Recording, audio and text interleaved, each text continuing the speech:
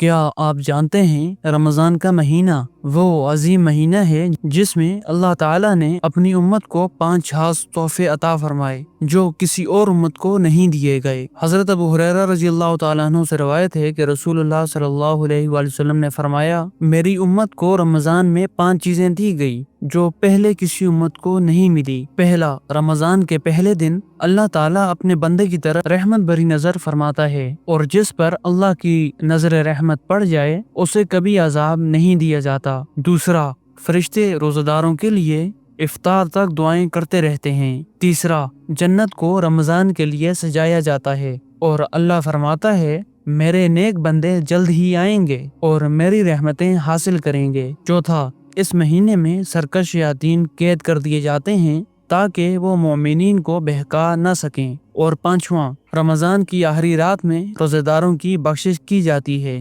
اللہ رب العزت سے دعا ہے ہمیں رمضان کی برکتوں سے محروم نہ فرمائے، ہمیں اپنی رحمتوں میں شامل کر لے اور ہمیں ان لوگوں میں شامل کرتے جنہیں رمضان کی آخری رات میں بخش دیا جاتا ہے۔ تو کیا آپ تیار ہیں رمضان کی برکتیں سمیٹنے کے لیے؟